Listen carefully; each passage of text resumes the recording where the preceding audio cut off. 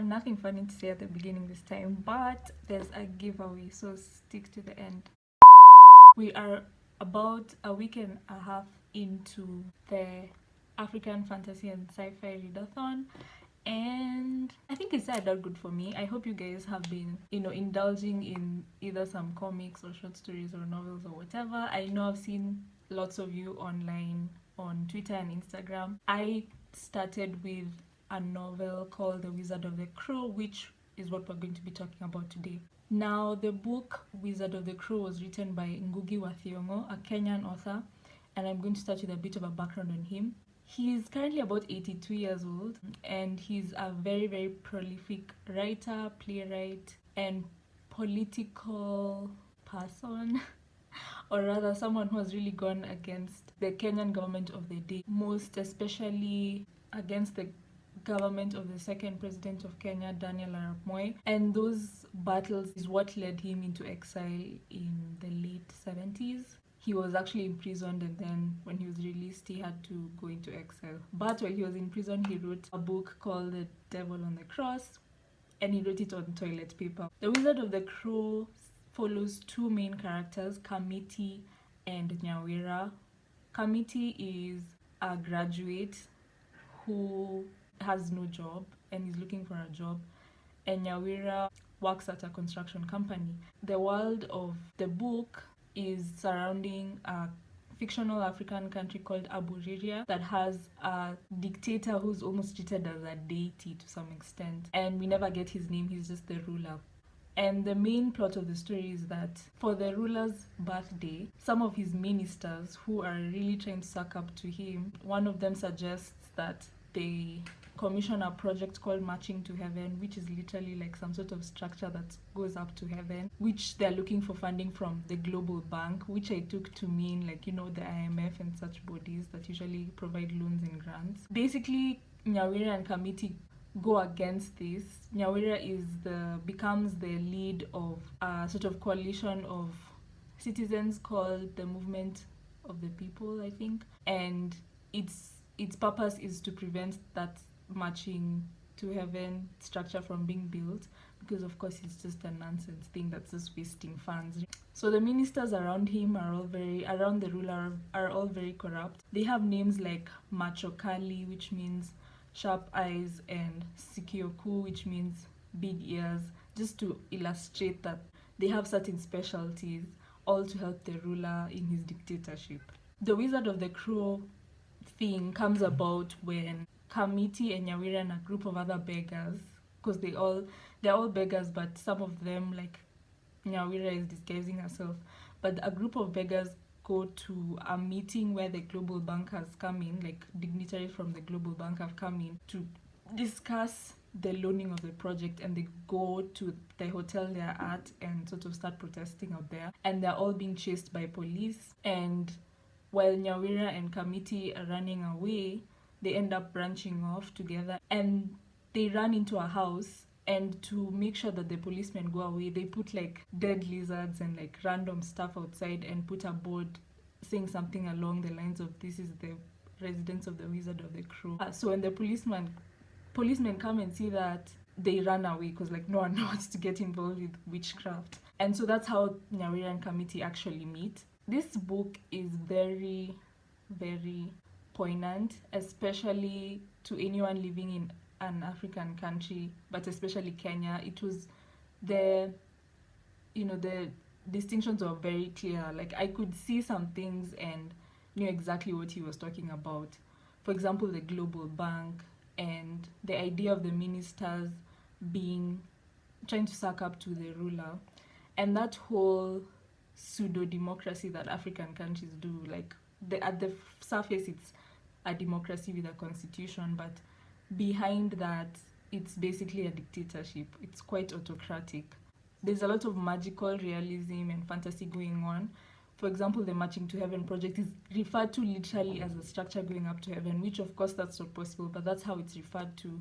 But it's all an allegory for, the ridiculousness of how some African nations like Kenya run. It would almost be thought of as a political satire, but I feel like satire is usually supposed to be funny, like we're laughing at the ridiculousness, but there's no laughing going on when you're reading this novel because it is just that depressing, especially if you live in a country where you can see the parallels and you're just like, it just leaves you reflecting and thinking at at the end of it all. I mean, the reason I read it was because it's important to know this history. It's important to read such authors, even though for me I'm a very thoroughly fictional person, and yes, this is fiction, but it's almost fiction. It's almost non-fiction disguised as fiction because it's really a treatise on the Kenyan government or a treatise on post-colonial African governments. In schools in Kenya, in high school, we study another one of Ngũgĩ Thiong'o's novels called The River Between. It was written quite early on in the 60s, just after independence, and it's about about the freedom fight. But I don't know why we study that book and we don't study this one, because that one, it's true, colonialism and the history of colonialism is very important, but this is so much more important. Like, it's so much more now, it's so much more present, but then also it's critiquing the government, of which even the current government is almost just the same. So it's like,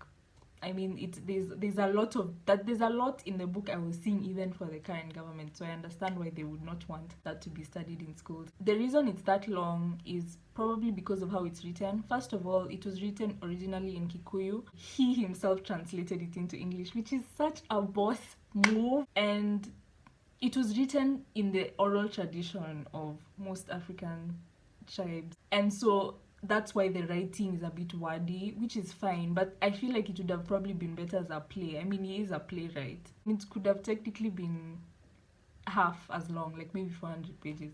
And it has its own charm in how it goes up and down and sideways, the way an oral story would be said. If you want to understand the particular idiosyncrasies and madnesses of post-colonial Africa, it's a really good book to read. On to the giveaway. So for the African Fantasy and Sci-Fi Readathon that is currently going on, I got hold of a story bundle that has a wide range of books in the genre, almost 100% by African authors. The books in the story bundle include A Killing in the Sun, Afro SF Anthology 1, 2, and 3, Imagine Africa 500 Anthology, Jalada Afrofutures, which is a literary magazine that has short stories, so it's a couple of them. Kabu Kabu by Nnedi Okorafor, Lagos 2060, which is also an anthology. Omenana SF Story Bundle, which is also a literary magazine, and that's a couple of stories. And Terra Incognita. To participate in the giveaway, all you need to do is follow at Afrofantasylit on either Twitter or Instagram or both. On Twitter, there'll be a pinned message about this giveaway. Like and retweet that tweet, and then under there, tag 2 friends and say which of the books you're most interested in reading. And then if you're on Instagram, follow at Afrofantasylit. There will be a post about this giveaway. Like the post and save it, and then in the comments, tag 2 friends and say which of the books you're looking forward to reading. That's it. If you want to enter on both Twitter and Instagram, that's fine. I will be running it through a random selector, so I guess if you do on both, you have higher chances. If you're on Instagram and you want to share it on your stories and tag at Afrofantasylit, that's also an extra entry. But that's it. So this is probably not going to go very far in terms of the reach. So for those people who are like me and have never won anything in their lives, this is your chance. Disclaimer that, again, the books will be in ebook format. If for each book, there will be an EPUB and PDF version. So if ebooks are not your thing, just keep that in mind. The deadline for the giveaway will be Wednesday, 15th July, and I will probably announce the winner on Thursday, 16th. Keep reading, keep engaging with the hashtag at Afrofantasylit, and I'm usually so excited to just go through and see what people are reading, and yeah, have fun. See you next week, hopefully, for another video. I'm trying to do one video a week this month, so good luck to me. Bye.